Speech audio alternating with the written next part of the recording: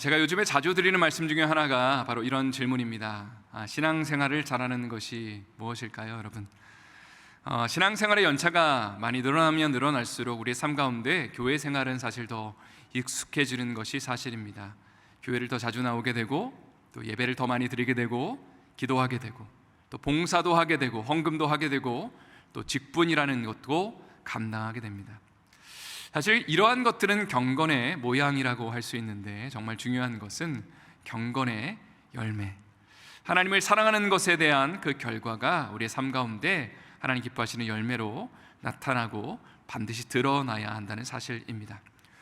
마태복음 7장에 보면 예수님을 잘 믿는다고 생각하는 사람들을 향해서 아주 충격적인 말씀을 하시는 장면이 등장합니다. 7장 21절 말씀을 한번 다 같이 읽어보도록 하겠습니다. 나더러 주여 주여 하는 자마다 다 천국에 들어갈 것이 아니요 다만 하늘에 계신 내 아버지의 뜻대로 행하는 자라야 들어가리라.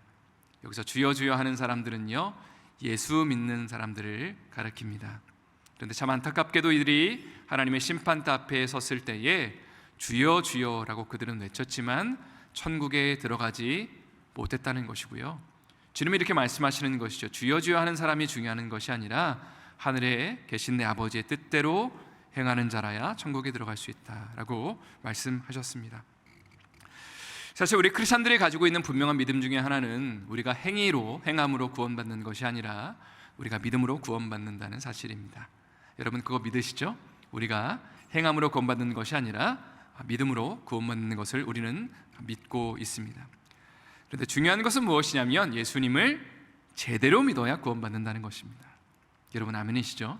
그냥 설렁설렁 교회에 다닌다고 주님은 너 나를 잘 믿고 있구나라고 인정하시지 않고요, 예수 잘 믿어야지 주님이 구원하신다고 말씀하셨고, 그리고 예수를 잘 믿는 삶 가운데는 반드시 좋은 열매가 맺혀진다고 주님 말씀하셨습니다. 사실 우리가 맺어야 되는 두 가지 열매가 있다면 첫 번째는 성품의 열매라고 할 수 있습니다. 저를 한번 따라하겠습니다. 성품의 열매, 주님을 닮아 나가는 것입니다. 주님을 염원하는 것이고 예수님을 사랑하는 것입니다. 주님을 정말로 그토록 열망하고 주님을 닮아가는 삶 가운데 자연스럽게 우리의 삶이 주님을 온전히 염원하면서 주님이 기뻐하시는 성품의 열매를 맺게 된다는 것이고요, 두 번째는 영혼 구원의 열매를 맺어야 합니다. 저를 한번 따라하겠습니다. 영혼 구원의 열매, 바로 잃어버린 영혼들을 향한 주님의 마음과 주님의 심정을 가지고 기도하며 간구하는 가운데 잃어버린 자를 찾는 영혼 구원의 열매가 반드시 우리의 삶 가운데 맺혀져야 한다는 것입니다.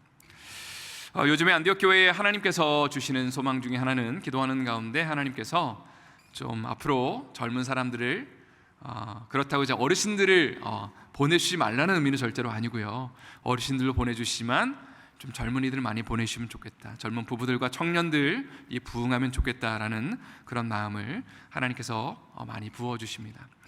사실 오늘의 젊은이들이 교회를 잘 안 다니는 것이 현실입니다. 요즘 젊은이들이 잘 교회에 가지 않아요. 예전처럼 교회에 그렇게 가까이 하지 않고 하나님 믿는 것에 별로 관심이 없습니다. 이런 사람들이 예수님 믿게 되고 거듭나게 되고 하나님 나라를 위해서 헌신한다면 얼마나 감사하고 기쁠까라는 생각을 하게 됩니다. 그런데 이러한 소망과 바람이 있는 동시에 또 한 가지 씁쓸한 단면은 무엇이냐면, 누군가가 예를 들어서 교회를 자기 발로 찾아왔을 때 우리는 과연 이 사람들을 두 팔 벌려서 환영하고 있는가, 한번 우리가 돌아볼 필요가 있습니다. 영혼을 구원하기 위해서 우리가 정말 열망하면서 발버둥 치는 삶은 고사하고, 누군가가 교회에 자발적으로 걸어왔는데 이들을 정말로 우리가 환영해주고 우리 목장으로 오시라고, 우리가 당신을 기다리고 있다고 우리가 정말로 환영하고 있는가, 아니면 적응하시려면 잘 적응해 보세요라는 그런 입장을 우리가 혹시 갖고 있는 것은 아닌가 질문을 던지게 되는 것입니다. 오늘 새벽에 기도하는 가운데 하나님이 저에게 생각나게 하시는 말씀 중 하나가 누가복음 15장 4절의 말씀이었습니다. 이것도 다 같이 읽어보도록 하겠습니다. 시작. 너희 중에 어떤 사람이 양 100마리가 있는데 그 중에 하나를 잃으면 99마리를 들에 두고 그 잃은 것을 찾아내기까지 찾아다니지 아니하겠느냐. 어떤 한 사람에게 양 100마리가 있습니다. 그런데 한 마리를 잃어버린다면 99마리를 내버려 두고 뒤로 하고 한 마리를 찾기 위해서 발버둥치지 않겠느냐. 그리고 7절 말씀은 제가 읽어드리겠습니다. 내가 너에게 이르노니 이와 같이 죄인 한 사람이 회개하면 하늘에서는 회개할 것 없는 의인 99으로 말미암아 기뻐하는 것보다 더하리라. 사실 저는 이 말씀을 묵상할 때마다 아니 99마리의 양은 어찌 두고 한 마리를 찾기 위해서 99마리는 뒤로 하죠? 라는 그런 의문이 항상 있었습니다. 근데 오늘 새벽에 기도하는 가운데 하나님이 좀 이것에 대한 그 감동을 저에게 부어주셨습니다. 사실 이 말씀의 배경이 되는 것은 지금 예수님이 세리와 죄인들과 함께 식사를 하시고 있으니까 바리새인과 서기관들이 이것을 별로 못마땅하게 한 것이 배경적인 말씀입니다. 그러니까 이들의 입장에서는 아니 예수님 우리처럼 좀 경건하고 하나님 잘 믿는 사람들이랑 좀 같이 밥도 먹고 교제를 하셔야지 아니 저렇게 쓰레기 같은 사람들 죄인인 사람들과 왜 함께 합니까? 라고 주님께 그렇게 따졌다는 것이죠. 그때 주님이 하셨던 비유가 71마리 양의 비유입니다. 그리고 오늘 새벽에 기도하는 가운데 바로 오늘 본문의 이 모습, 회개할 것 없는 99마리의 우리의 모습이 바로 저와 여러분의 단면의 모습이 아닌가라는 그런 감동을 주셨습니다. 오늘날의 교회들은 잃어버린 자를 사실은 찾는데 별로 그렇게 관심이 없어 보이는 것 같습니다. 오히려 우리끼리 하나님을 잘 믿고 있다고 생각하죠. 바로 회개할 것 없는 양 99마리에 초점 맞추고 우리가 바로 그런 사람들이라고 자부하는 것이죠. 우리는 회개할 것 없고 하나님을 잘 믿고 있다라고 생각하니까 잃어버린 한 마리에는 관심을 갖고 있지 않는다는 것이죠. 하물며 우리 주변에 믿지 않는 자들을 향해서 우리는 얼마나 관심을 갖고 그들을 전도하기 위해서 주님 앞에 이끌기 위해서 열매 맺기 위해서 발버둥치고 있는지를 우리는 물어야만 합니다. 여러분 영적으로 건강하다는 것은요 한번 이런 생각을 해보면 좋을 것 같습니다. 건강한 어른이 된다는 것은 이제 정상적으로 하나님이 만드신 자연적인 사이클은요 건강한 어른으로 아이들이 장성한다면 자연스럽게 남녀가 사랑해서 결혼하게 되고 그 다음에 뭘 해요? 애를 놓게 되는 거죠. 그러면서 그 아이를 키우는 가운데 그 어른도 자연스럽게 성장하는 것이 하나님이 만드신 자연적인 사이클입니다. 저와 제 아내가 결혼한 지가 벌써 19년 차가 되었습니다. 그런데 여러분이 아시는 것처럼 저희 가정에 자녀가 없기 때문에 안타까움을 가지고 정말 하나님 앞에 울면서 정말 통곡하면서 기도하는 세월들을 참 많이 보내왔던 것 같습니다. 하물며 여러분이 정말로 예수님과 제대로 영적으로 거듭나서 결혼한 삶을 살고 있다면 그러면 어떤 열망이 자연스럽게 있어야 되는 거예요? 잃어버린 영혼들을 찾기 원하는, 정말 내가 새 생명을 잉태하길 원하는 것이 자연스러운 건강한 영적으로 건강한 성인들의 자연스러운 열망이고 열정이어야 된다는 것이죠. 그러나 과연 우리는 그런 열망을 가지고 살아가고 있는지, 만약에 그런 간절함이 없다면 우리의 삶이 정말로 예수님을 제대로 닮아나가고 있는 것인지 신앙생활을 제대로 하고 있는 것인지를 우리는 분명히 돌아봐야 한다는 사실입니다. 여러분 다음 주 수요일 날 세례 예식이 있습니다. 제가 처음으로 세례식을 집례하는 것이어서 두렵고 떨리는 마음을 가지고 지금부터 준비를 하고 있습니다.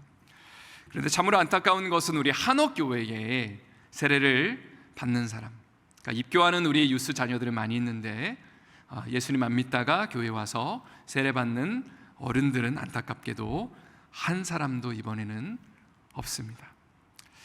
여러분 이것이 우리에게 무엇을 의미하는 것일까요? 성도들은 예수 안 믿는 사람들을 전도해서 잃어버린 생명을 낳는 것이 너무나 건강한 교회의 모습인데 우리는 어느 순간에 이러한 열정과 열망을 지금 잃어버린 것 같습니다.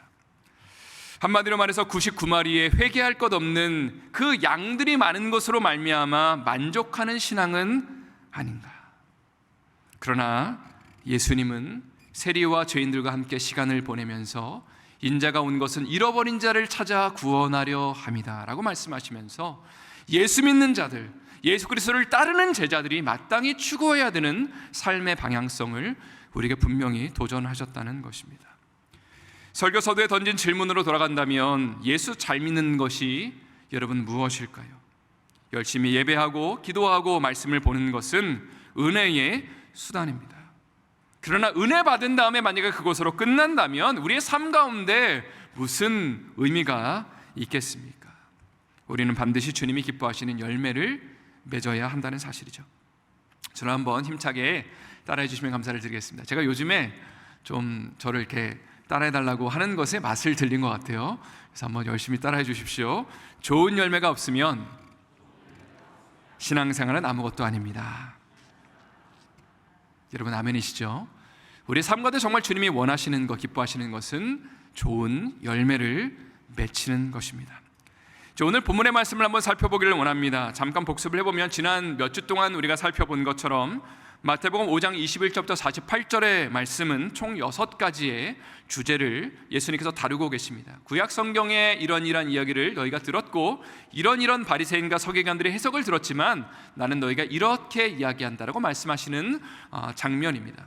오늘은 그 6번째 주제, 내 이웃을 내 몸처럼 사랑하라 라는 그 부분을 주님이 해석하시는데요, 오늘 본문의 43절, 44절의 말씀 한번 다 같이 힘차게 읽어보도록 하겠습니다.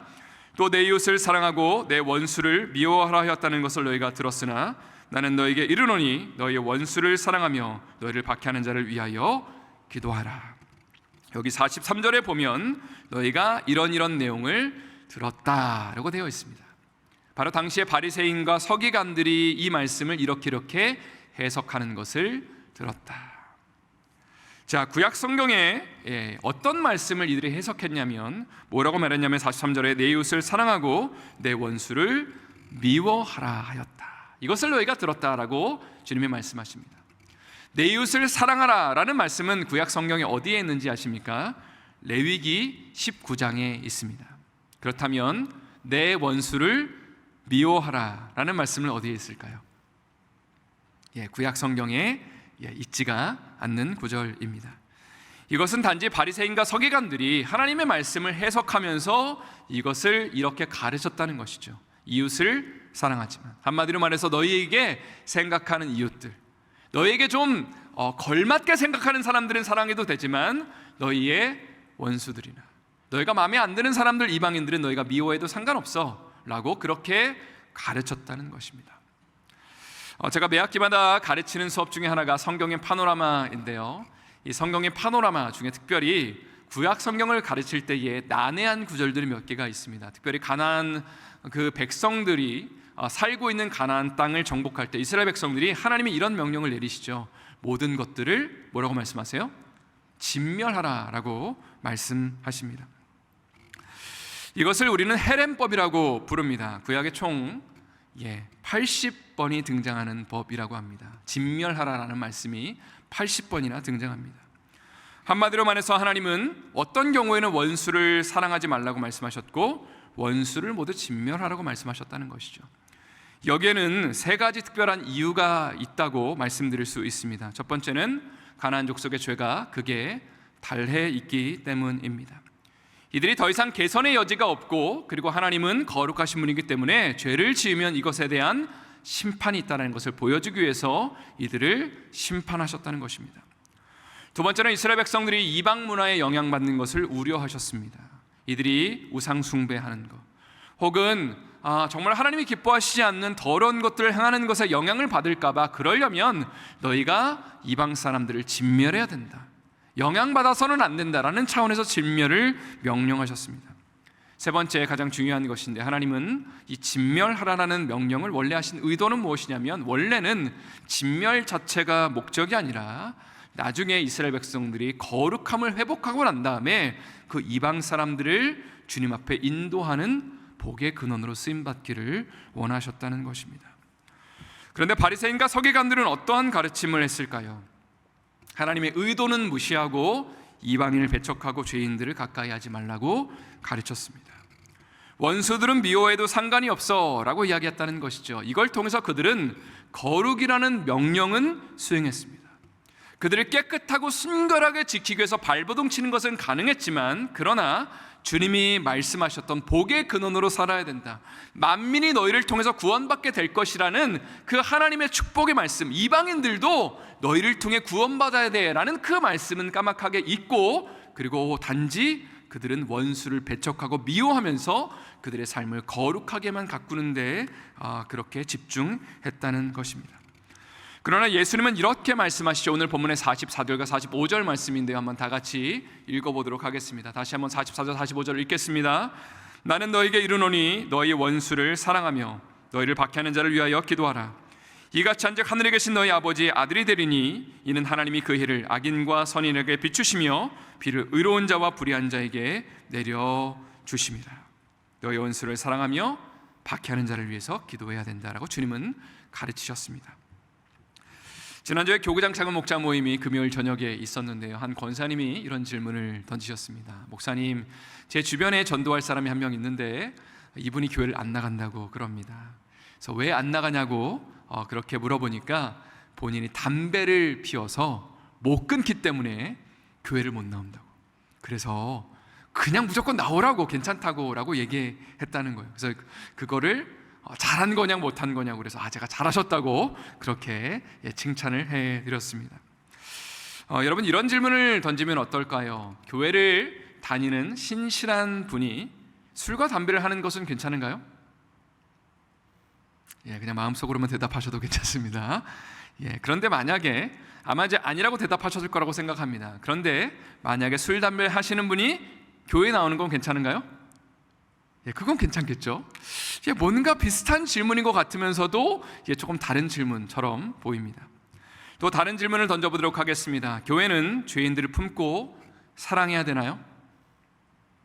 당연하죠. 죄인들을 품고 사랑해야 됩니다. 그런데 만약에 교회가 죄인들로 인해서 거룩함이 파괴된다면 어떻게 해야 될까요? 실제로 이민교회 초창기에 이제 정말 국밥 먹으러 오신 분들, 예배 드리러 오신 분들 말고 국밥 먹으러 오신 분들은 예배 끝나고 난 다음에 국밥 먹고 이제 화장실에 가서 담배를 한 대씩 피우셨다라는 그런 얘기를 종종 들었습니다. 또 목장 모임에 모여서 술을 한 잔씩 이렇게 걸치셨다라는 그런 이야기도 들었습니다. 이러한 것들을 과연 우리가 어떻게 처리해야 될까에 대한 고민이 분명히 있는 것이고, 그것이 구약 성경의 거룩에 대한 명령의 이유입니다. 하나님은 분명히 이스라엘 백성들을 향해서 어떤 경우에는 거룩을 유지해야 된다, 거룩하기 위해서는 끊어낼 것들을 끊어내고 그리고 어떤 것들은 없애고 진멸하라고 분명히 명령하셨다는 겁니다. 그런데 중요한 것은 그 거룩함 자체만이 궁극적인 목적이 아니라 결국은 그 거룩함의 토대 위에 복의 근원으로 살아야 된다. 원수를 사랑하고 품으면서 하나님을 믿는 것이 무엇인지를 너희가 드러내고 너희를 미워하고 싫어하는 사람들까지도 너희가 믿고 있는 하나님을 전해야 된다라고 주님이 그렇게 명령하셨다는 것이죠. 그러나 바리새인과 서기관들은 거룩함을 유지하는 데는 성공했을지 모르겠지만 이방인들, 원수 같은 사람들을 품고 사랑하는 것에는 실패했다는 것입니다. 그리고 이것이 바로 우리의 모습이라는 것이죠. 우리의 삶은 아마도 하나님을 사랑하고 거룩함을 유지하는 데는 아마도 많이 집중하는 것 같습니다. 함께 예배하는 것, 내 주변에 있는 비슷한 사람들끼리 함께 교제하는 것에는 우리가 집중하고 에너지를 쏜 것 같지만, 주변에 믿지 않는 사람들, 나와는 맞지 않는다고 생각하는 사람들, 그것을 오늘 본문은 원수라고 표현했고 이방인이라고 표현했는데, 죄인이라고 표현했는데, 그 사람들에게 적극적으로 다가가서 주님의 마음을 전하고 하나님의 그 심령을 전하는 것, 복음을 전하는 데는 우리는 관심이 없다는 거죠. 그러니까 저와 여러분 모두가 하나님의 거룩함에는 관심이 있지만, 그러나 그 거룩함을 넘어서는 복의 근원으로 살아가는, 이웃을 섬기고 사랑하는 삶에는 우리의 삶이 너무나 부끄러운 우리의 단면을 보이고 있다는 것입니다. 오늘 본문의 말씀을 계속해서 한번 살펴보도록 하겠습니다. 46절과 47절의 말씀 또 다 같이 읽어보도록 하겠습니다. 너희가 너희를 사랑하는 자를 사랑하면 무슨 상이 있으리요? 세리도 이같이 아니하느냐? 또 너희가 너희 형제에게만 무난하면 남보다 더하는 것이 무엇이냐? 이방인들도 이같이 아니하느냐? 예수님은 바리새인들과 서기관들을 염두에 두고 이런 도전을 하고 계신 것 같습니다.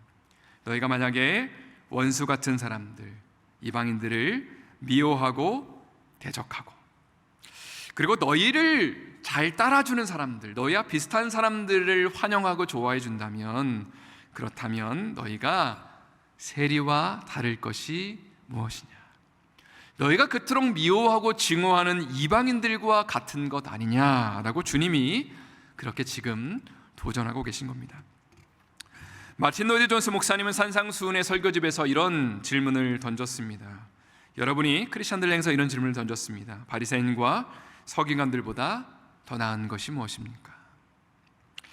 저도 여러분에게 비슷한 질문을 던지고 싶습니다. 여러분이 하나님을 믿지 않는 사람들과 비교했을 때 더 나은 것이 무엇입니까?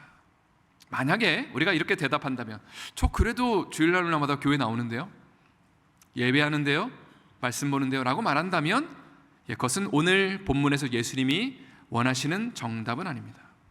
그것은 누구나 할 수 있는 것입니다. 그러나 주님이 도전하시는 것은 이것이죠. 원수를 사랑하는 것. 그들이 도저히 할 수 없는 것들이 있습니다. 사실 이 땅 가운데 자연인들이 추구하는 어떤 선한 행위들, 도덕적인 어떤 그 행위들을 우리가 따라갈 수 없는 것들도 사실 많이 있습니다. 아니, 어떻게 저렇게까지 해? 어떻게 저렇게 돌을 닦아? 어떻게 저렇게 자기를 희생해? 라는 것들을 우리는 종종 볼 수 있습니다. 하나님을 믿지 않는 사람들에게서요. 그러나 마틴 로이드 존스 목사님은 이런 얘기를 합니다. 그러나 그들이 도저히 따라갈 수 없는 것이 있는데, 그것은 무엇이냐면 원수를 사랑하는 것 아니냐, 나를 박해하는 자를 위해서 기도하는 것 아니냐, 나를 힘들게 하는 사람들을 축복하고 그들을 위해서 정말 하나님 앞에 무릎 꿇는 것이 아니냐. 사실 우리의 힘과 열심으로 선과 의로움을 추구할 수 있지만, 그러나 죽었다 깨나도 할 수 없는 것은, 자연인의 어떤 그 본성을 가지고 할 수 없는 것은 원수 사랑이라는 것이죠. 그러나 우리 크리스찬들은 예수 그리스도의 복음 앞에 온전히 깨어진 사람들입니다. 여러분 아멘이시죠? 다시 한번, 여러분 아멘이시죠? 정말 복음 앞에 우리가 깨어졌다는 것이 무엇이냐? 이 땅에 하나님을 믿지 않는 사람들과 구분되는 것이 무엇이냐? 그것은 우리의 삶 가운데 비교할 수 없는 그 하나님의 사랑을 우리가 맛보았다는 것이죠. 로마서 5장 8절 말씀 한번 다 같이 읽어보도록 하겠습니다. 한번 다 같이 읽겠습니다. 시작.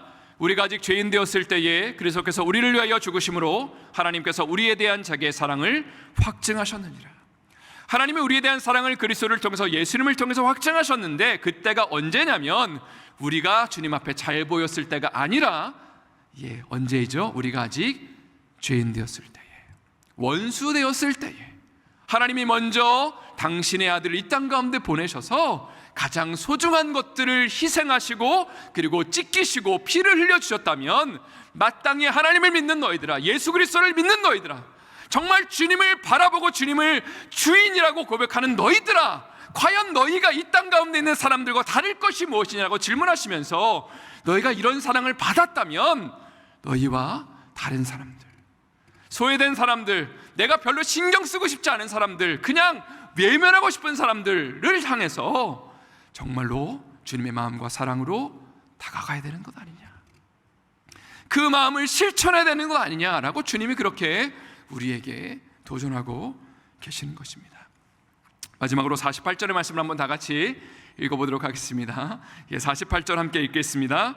그러므로 하늘에 계신 너희 아버지의 온전하심과 같이 너희도 온전하라. 여기 보면 예수님이 하나님을 뭐라고 표현하시냐면 하늘에 계신 너희 아버지라고 표현하십니다. 우리가 하나님이 보시기에 사랑스러운 아들과 딸이라는 것이죠. 옆에 있는 분들에게 이렇게 인사했으면 좋겠습니다. 남자인지 여자인지 보시면서 당신은 하나님의 아들입니다, 당신은 하나님의 딸입니다 한번 인사하겠습니다. 당신은 하나님의 아들이고 하나님의 딸입니다. 만약에 우리가 하나님을 아버지라고 모시고 있다면 하나님을 닮아나가는 것이 당연한 것 아닐까요? 그래서 주님은 명령하시는 거죠. 너희의 그 삶 가운데 하나님의 온전하심을 추구해야 된다. 아버지의 마음을 구해야 된다. 그냥 예수님 믿는 것으로 만족해서는 안 되고 주님을 닮아나가야 된다. 힘들고 어려운 일이 발생했을 때에 그 자연적인 본성으로 살지 말고 무릎 꿇고 하나님 앞에 울부짖는 가운데 하나님을 온전히 닮아나가고 그분의 성품 가운데 너희의 삶을 온전히 올려드려야 된다라고 주님이 그렇게 우리에게 명령하시는 것입니다. 마지막으로 용서와 사랑에 대한 도전이 되는 이야기를 하나 하고 오늘 말씀을 마치기를 원합니다. 먼저 C.S. 루이스가 한 말을 나누고 싶습니다. 한번 다 같이 읽어볼까요? 모든 사람은 용서가 훌륭한 일이라고 말한다. 실제로 용서해야 할 일이 생기기 전까지 말이다. 굉장히 와닿는 말이죠. 용서해야 된다는 것 다 알고 있지만 정말 내가 용서해야 될 일이 생긴다면 그때는 정말 쉽지 않다는 것입니다. 또 조금 긴 이제 글을 제가 여러분과 함께 나눌 것인데 한번 잘 들어보십시오. 제가 예전에 지렁이의 기도라는 책 제목이 좀 이상한데 그 책에서 읽었던 내용을 여러분과 함께 나누고 싶습니다. 세상은 은혜가 활동하는 모습을 볼 때에 잠잠해진다.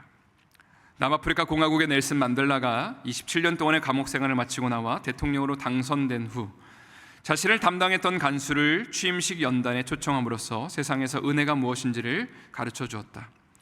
만델라는 억압받던 인종이나 부족이 주도권을 탈환한 여러 나라에서 복수의 악순환이 일어나는 광경을 숱하게 보아왔다. 그는 그 자연적인 과정을 방지하려고 노력했다.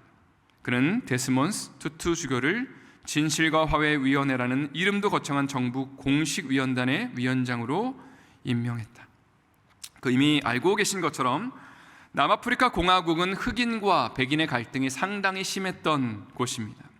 인종차별의 문제가 너무나 심각했고 이것을 위해서 투쟁했던 넬슨 만델라는 무려 27년형을 원래는 이제 종신형을 선고받았다가 27년 만에 감옥에 있다가 이제 바깥으로 나오게 되죠.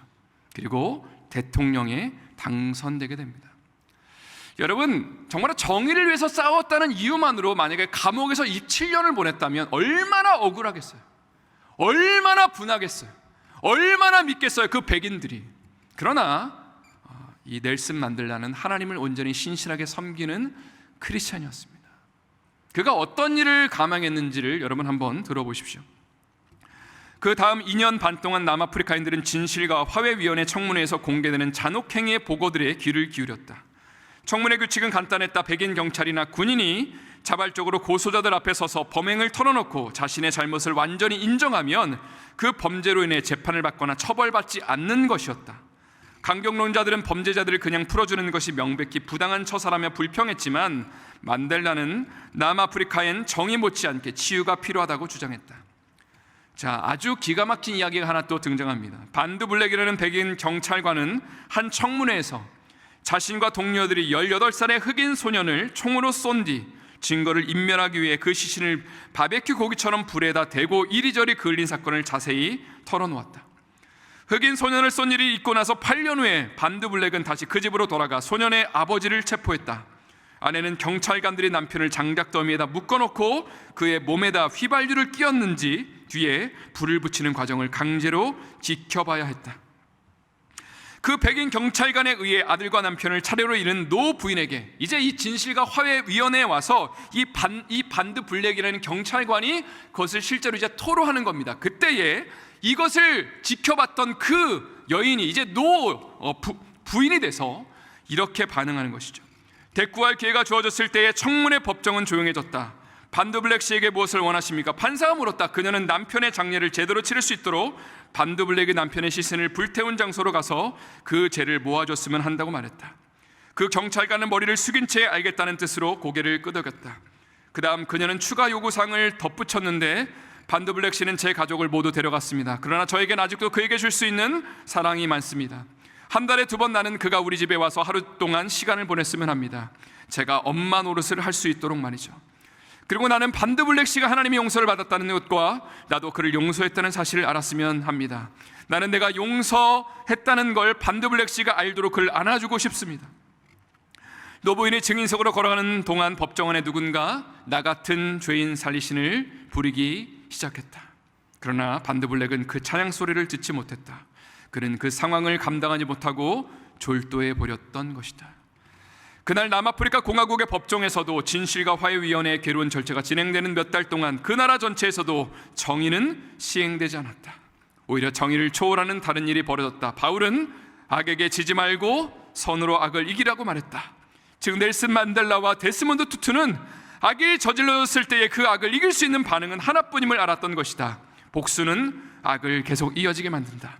정의는 악을 처벌한다. 그러나 선으로 악을 이기는 일은 상처 입은 사람이 그 악을 견디며 그것이 또 다른 악순환으로 이어지도록 허용하지 않을 때에 비로소 이루어진다.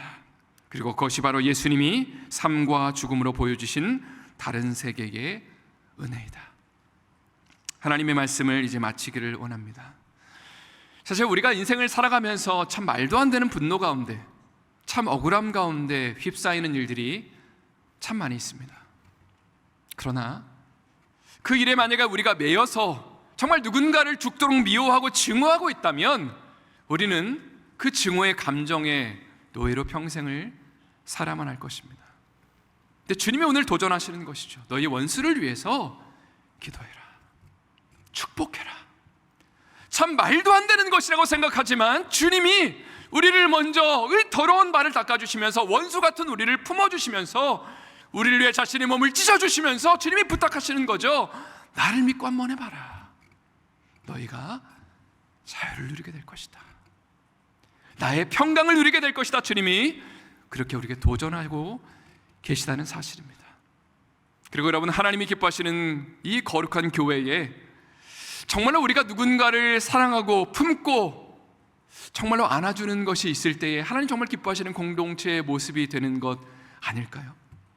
나와 편한 사람들, 나와 잘 어울릴 만한 사람들과만 이웃이라고 말하고 그들을 위해서 기도하는 것이 아니라 나와 어울리지 못하는 사람들, 참 연약한 사람들, 세상에서는 손가락질 받는 사람들, 냄새나는 사람들 혹시라도 교회에 찾아왔을 때에 우리가 그들을 정말로 주님의 마음으로 따뜻하게 안아주면서 잘 왔다고, 정말로 이것이 당신이 올 것이었다고 라고 그렇게 여러분이 따뜻하게 그 사람의 마음, 그 차가운 마음을 녹여주셔야 되지 않겠습니까? 이것이 하나님 기뻐하시는 공동체의 모습입니다. 그리고 오늘 주님이 우리에게 도전하시는 것이죠. 여러분 어떻게 반응하시겠습니까? 주님이 기뻐하시는 아름다운 열매를 맺는 우리의 삶이 될 수 있기를 예수님의 이름으로 축원드립니다.